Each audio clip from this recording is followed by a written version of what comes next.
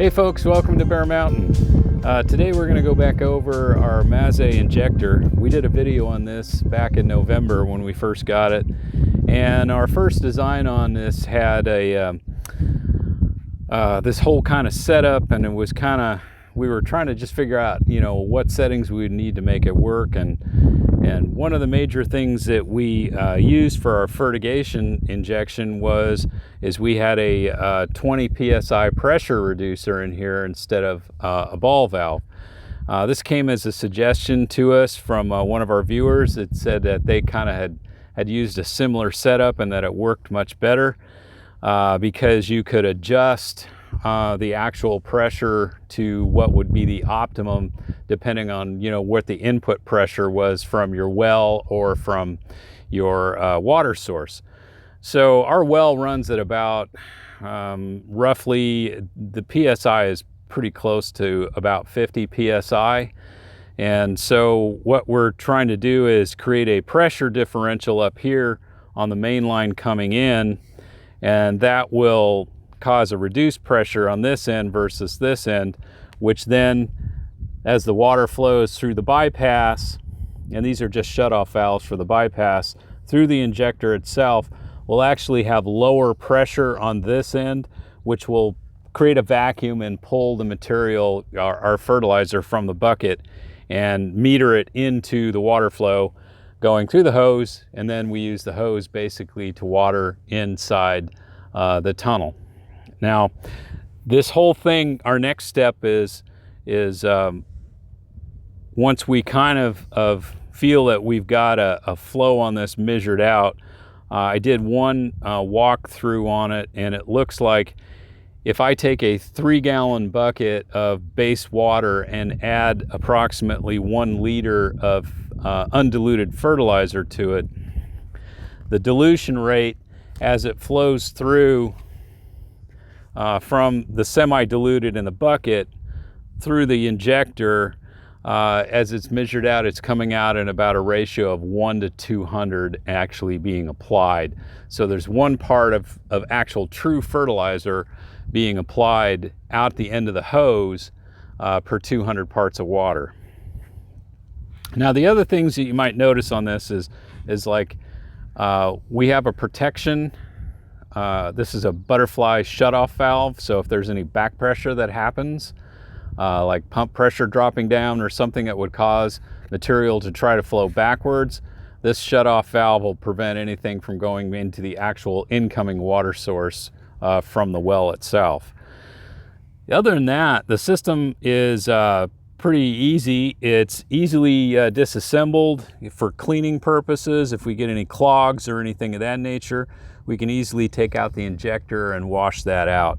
But there's no real moving parts in this other than there is a backflow preventer from the fertilizer bucket in the Mazzei Injector itself. It's just a little ball valve, floating ball valve that if it were to pull the opposite way, it would actually shut off and prevent material from going the wrong way. So what it does is it prevents water coming in from flowing out if the vacuum drops and starting to fill up your fertilizer bucket. So if for whatever reason the pressure gets out of whack, that little safety valve inside of this unit right here will actually, will actually prevent it from basically stopping and filling up your fertilizer bucket.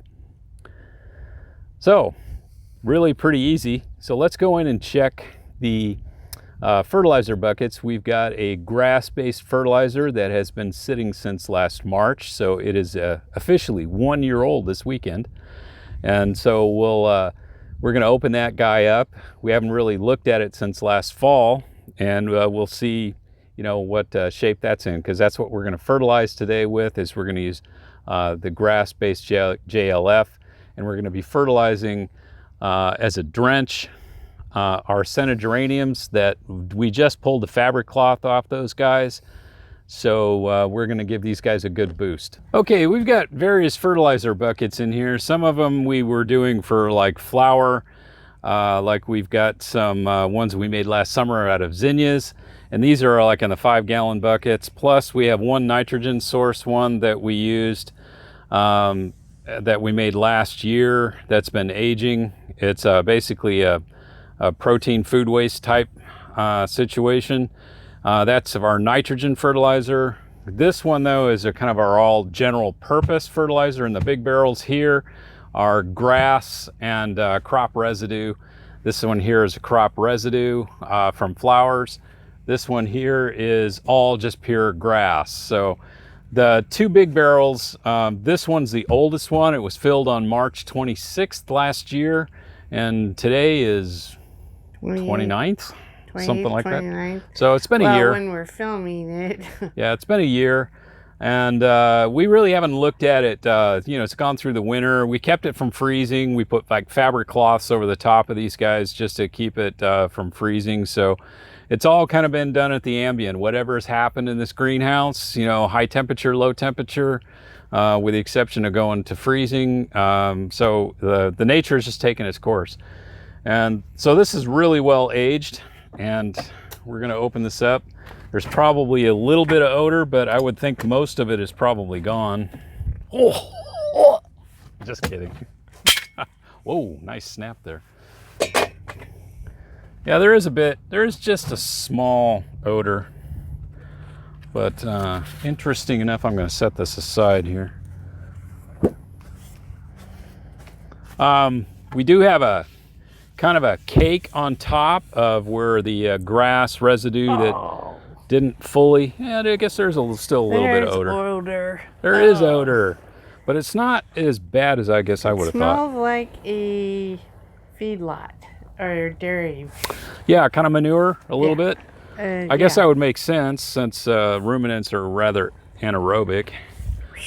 But I'm just going to push this residue that floated to the top down below the surface. See if I can get it to sink down a little bit. Do we want to come closer? Yeah, it's a beautiful mix. Actually, most of the odor is kind of dissipating. Yeah, right. No, it's true. True story. Why would I lie? This is, we're just kind of stirring it up. And probably to make life easier for the future, what I'm going to do is decant some of this off into like a 5-gallon bucket so it's easier to deal with.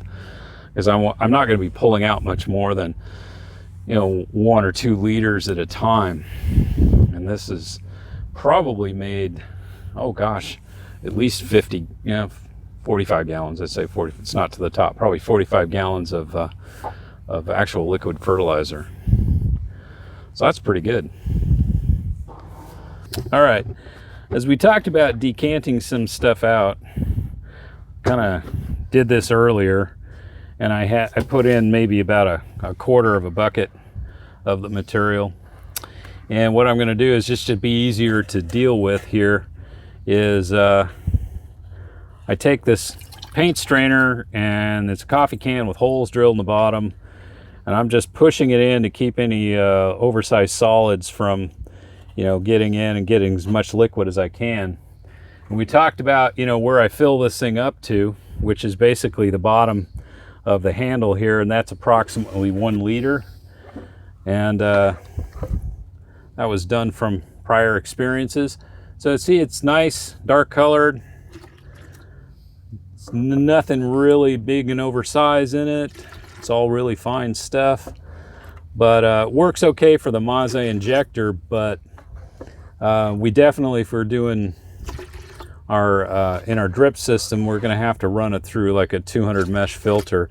And that's kind of my next step, is making a filter system that I can take the fertilizer and run it through a filter to get anything that might clog a drip. So I'm just gonna fill this guy up, and there we go, we're right at the bottom.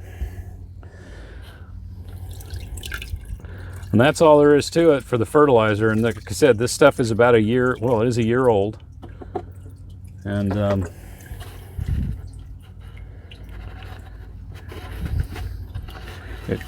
we're going to be applying this to like the senna geraniums about once every 10 days. or as needed after that.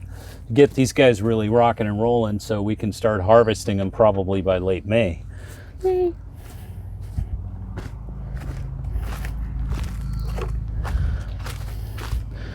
I just set the filtering stuff outside so that I can come back later and just with a hose and kind of clean it off before I put it away. So we're ready to add this straight fertilizer to our water for the initial dilution, and then we can fire up the injector. So let's go to it. All right, so we've hooked up the water inflow and outflow. We've pressurized the system up, make sure I do have water, so that's good. We made sure that when we started it up that we had the vacuum is working, because the line does have water in it from the tank. Okay, so the next thing to do is we're just going to mix our fertilizer in. Now, one of the things when you're mixing fertilizer, we mix it to 3 gallons. In other words, when I put the base water in, it's the base water plus the fertilizer that creates the total diluted solution, which equals 3 gallons. So the way this is going to work is when I fill it up a little bit less than 3 gallons. I'll mix the fertilizer in to the water itself. And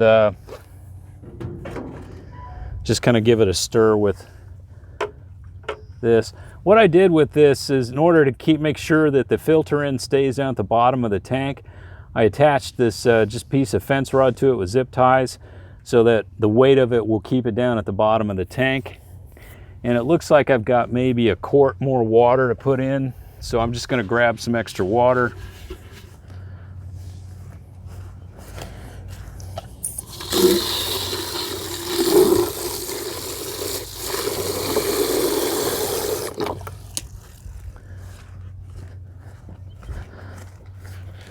And I'll fill up to my 3 gallon mark. There we go. Okay, it's set to use. Now what you guys are going to notice is, since the fertilizer solution is a little darker, the material in the line is going to start taking a bit of a lighter brownish, greenish, opaque look, and that means it's flowing in. And all I do now at this point is we just take the hose and we walk down over the scented geraniums and just really give it a good watering in. It'll take, oh gosh, I don't know, about 10 minutes to drain this full tank of walking. So I will get a good hand soak on the actual plants and the soil around them. And that's it. So let me get it started. You guys might want to take a look, you know, once it gets rolling.